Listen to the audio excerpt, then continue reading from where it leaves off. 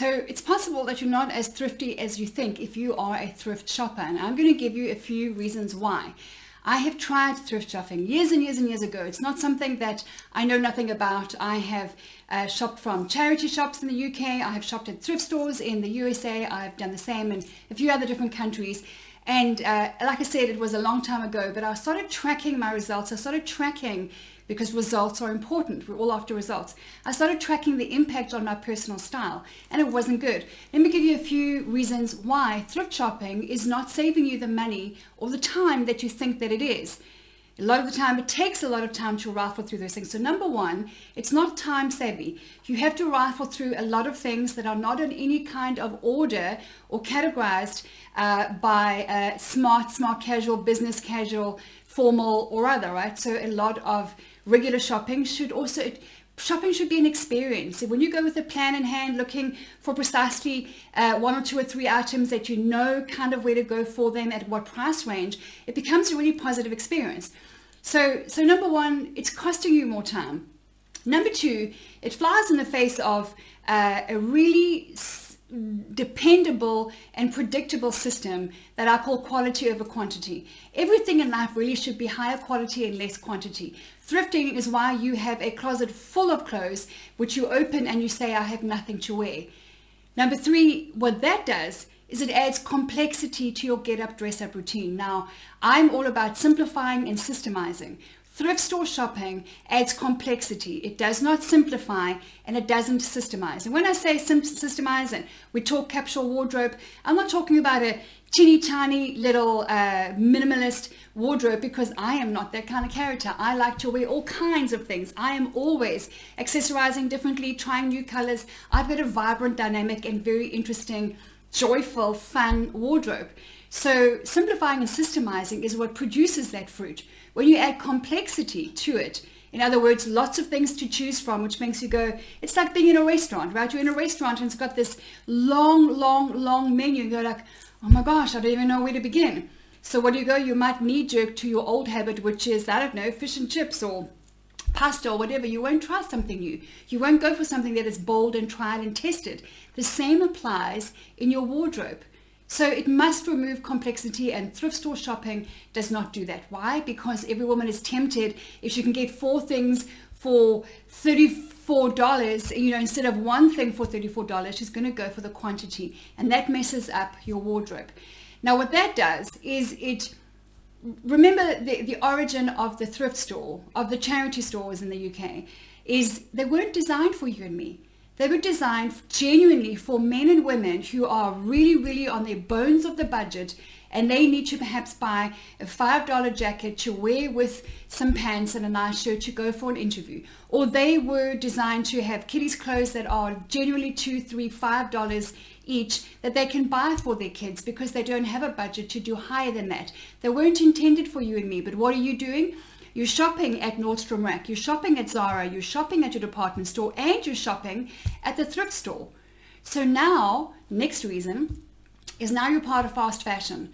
And I am not one of those buys that makes every single one of my decisions ethically with slow fashion in mind. And fast fashion simply is clothing is being so mass produced at such a rate of knots that we are only wearing our pieces for days, sometimes hours at a time, before turfing it out, passing it on to the thrift store, which, by the way, they can't even accept anymore. There are so many charity stores and thrift shops that can't take clothing anymore. They actually say we are closed for more donations until further notice. I see that in Europe and then especially in the UK all the time. Why?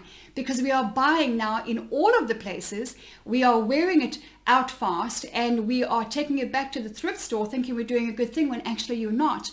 These clothes are ending up back on the shores of Haiti, which we stole their craftsmanship from years ago through fast fashion. The designers and the engravers and the seamstresses and the tailors in countries like Haiti, where the skill level was very high, they were stripped of that because of mass production of fashion retail. There's what it is. There's circles and cycles and seasons in life. And now what they're doing, they're still as smart as they were. Now there's something called upcycling in countries like Haiti. They're taking all the stuff that is dumped on their shores, and they're taking 3 or 4 items and breaking it down and creating a whole new one. It's just incredibly creative, but it still means you're part of the problem.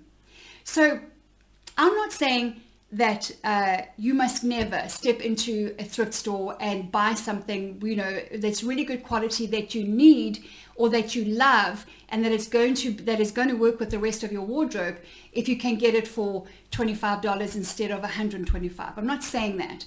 What I am saying is it should be the exception and not the rule.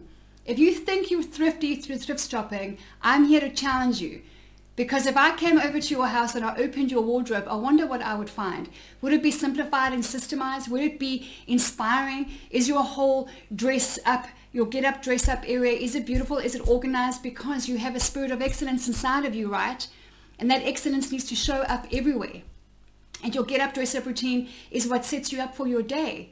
So if you have closets and closets and closets and closets full of clothing, I'm here to challenge you. I'm a rehabilitated shopaholic. I know what I'm talking about. You'll be a smarter, savvier shopper if you stop thrifting. You'll be a more powerful, influential, bolder, more beautiful, more confident dresser if you stop thrifting. It's not saving you the time and the money that you think. And if it's just about money, if money is the leading decision maker for how you dress, then that too is something that I'm going to challenge you on. You are a beautiful woman with a unique shape, with your own body, your own coloring. Doesn't matter what age or race or culture or profession you live out in your life. You're unique. You're beautiful. You're called to arise and shine. The thrift shop doesn't work like that. Again, it doesn't mean that you're not going to find a gorgeous blazer there that catches your eye and you go, oh my gosh, I've been looking for a stunning bold blazer, hot pink or green or floral, whatever it is. Then whatever blows your hair back, knock yourself out, go and get it for $12 if that's what you want to do. But the exception and not the rule. Once you get into understanding how to build a beautiful wardrobe on a budget that is customized to your body, your shape, your personality, your age, your culture, your location, because weather plays a part, your profession, your lifestyle, then you'll understand that the capsule wardrobe that I teach makes sense. It simplifies and systemizes. You'll take a blazer, for example, that might be in some staple colors, and you'll be able to create 4, 5, or 6 multiple outfits out of it. You'll be able to take a pantsuit that can create 10, 12 outfits, because the blazer of a pantsuit can go with skinny jeans, bootleg jeans, over shorts, over a skirt. It can go over a dress. The pants of the pantsuit can be worn on its own with a blouse, with a white collar shirt, with a really nice collar shirt and a waistcoat. It can be worn with a different color blazer or jacket or a little crop jacket. The list is endless. But what it does mostly is it boosts your confidence. Thrift store shopping doesn't. It boosts your closet, and that is not the same thing. So if you want to check out how to build a beautiful wardrobe on a budget. And I have got clients who are, by the way, on very low budgets. I've got a client who's on a $25 a month budget and has built a beautiful wardrobe over about the last 9 or 10 months. I said to her, take this year, take your time, do the program, finish it, learn. Don't outsource your personal style to me or to anyone else here. Learn. Here are the tools that I use on myself and I have for 30 plus years. Here they are in your hands. Here's what you need. Here are the basic ingredients. Here's the recipe. Now go and apply. And boy, has she, and she looks amazing. And then I have clients who've got thousands and thousands of dollars of budget every month.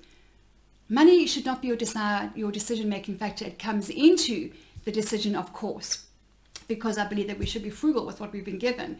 And if you work and you earn, or you have some kind of budget to work with in terms of your personal presentation and building up your wardrobe, let's be faithful with that. You have to see where your money's going. Thrift store shopping is not as thrifty as you think.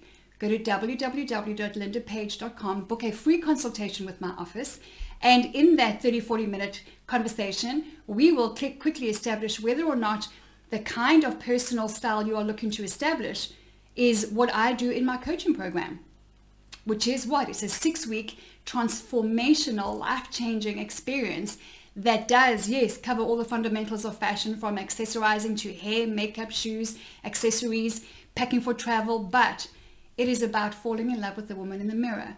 It is about seeing her value. It is about becoming her biggest cheerleader and no longer being her biggest critic.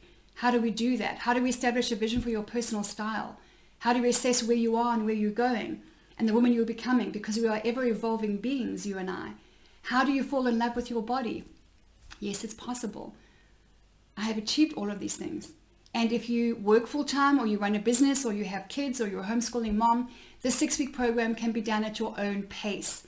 The average is about 3 months for completion, 3 to 4 months, with the assignments for me to put all of my tools into your hands, so that you go off and you never ever have to be dependent on another fashion fad, another fashion magazine, or another fashion expert ever again.